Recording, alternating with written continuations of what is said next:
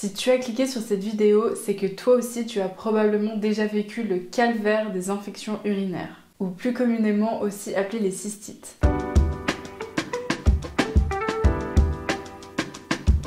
Pour vous expliquer très brièvement le phénomène à l'origine des cystites, c'est en fait lorsque les bactéries pénètrent à l'intérieur de l'urètre ou de la vessie et qu'elles entraînent une inflammation et une infection. Et ça se manifeste par tout un tas de symptômes comme le fait d'avoir très souvent envie d'uriner. Et lorsque l'on va uriner, finalement il n'y a même pas d'urine qui sort, il y a juste quelques gouttes. Et à ce moment-là, ça fait souvent très mal, ça brûle d'une manière assez intense. Les infections urinaires, ça frappe surtout les femmes. C'est très rare qu'une femme n'ait jamais vécu d'infection urinaire au cours de sa vie. Finalement, elle touche plus souvent l'urètre ou la vessie, mais ça arrive aussi que ça parte dans les reins. Le traitement le plus courant consiste à prendre des antibiotiques.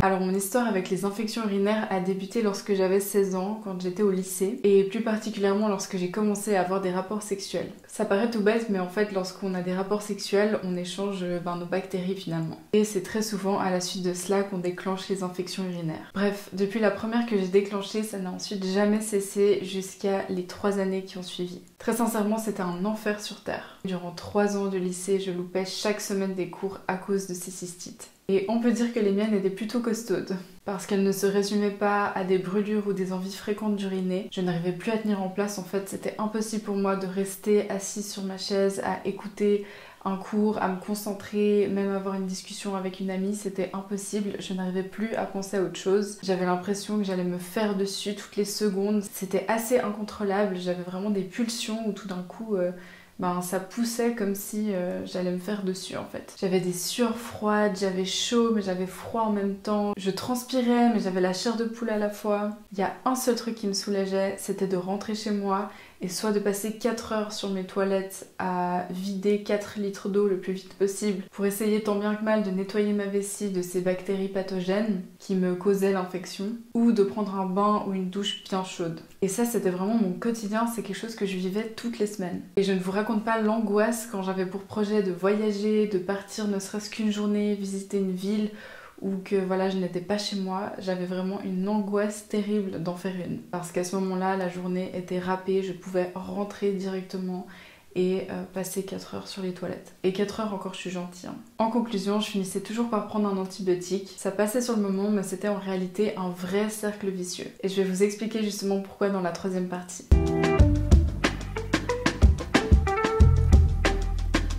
En fait, les infections urinaires, c'est un lien direct avec, roulement de tambour, le microbiote. Alors je vais pas vous réexpliquer en détail qu'est-ce que le microbiote, comment on fait pour améliorer son microbiote, parce que j'ai fait une vidéo complète consacrée à ce sujet, donc je t'invite fortement à aller la visionner juste après celle-ci. Mais si vous voulez, quand on a un mauvais microbiote, donc quand on a un déséquilibre au niveau de ces bactéries dans l'intestin, donc une mauvaise flore intestinale en gros, eh bien automatiquement on aura une mauvaise flore vaginale. Parce que la flore vaginale est le reflet, en fait le copier-coller de la flore intestinale. C'est donc par le travail sur son microbiote qu'il faut commencer. C'est clairement la solution miracle et la base des bases quand on aimerait se débarrasser définitivement des infections urinaires. Et il en va de même pour les mycoses vaginales, c'est exactement le même principe. J'en reviens maintenant aux antibiotiques. Pourquoi c'est un cercle vicieux? C'est parce que les antibiotiques tuent les bactéries. Donc ils tuent bien entendu les bactéries pathogènes qui se sont infiltrées au mauvais endroit et qui nous causent ces infections, mais ils tuent aussi malheureusement les bonnes bactéries qui nous protègent et qui participent à l'équilibre de notre flore intestinale.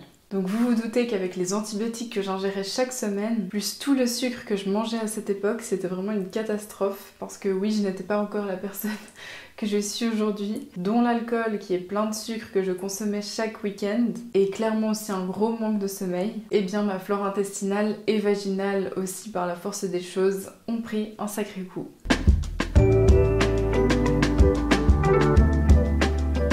Alors en plus de travailler sur mon microbiote, c'est clairement la chose numéro 1 qui m'a aidée aujourd'hui à ne plus du tout faire d'infection urinaire. Mais forcément c'est un travail de longue haleine, on ne se refait pas malheureusement un microbiote en l'espace de 2 semaines. Donc en attendant que le travail se fasse avec l'effet cumulé des probiotiques, j'ai découvert quelques astuces qui m'ont bien aidée et qui se sont révélées assez efficaces. La première chose, c'était de manger moins de sucre. clairement, car si vous voulez, le sucre alimente les bactéries pathogènes qui nous causent du tort. La deuxième chose, c'était de prendre du cranberry tous les jours. Le cranberry a des vertus assez exceptionnelles pour nettoyer la vessie justement, et en prévention des infections urinaires, c'est aussi top. Le cranberry, vous en trouvez en pharmacie ou en parapharmacie. Très souvent, ils vendent ça en sachet sous forme de poudre à diluer dans un verre d'eau. Par contre, il faut faire attention parce que dans la majorité des cas, ils rajoutent énormément de sucre dans ces sachets. Et comme je viens de vous le dire, le sucre alimente ces bactéries pathogènes qui nous créent l'infection. C'est pourquoi je prenais de l'extrait de cranberry sous forme de gélules. Et sauf erreur, ces gélules étaient mélangées avec du zinc, et le zinc, en plus de la vitamine C aussi,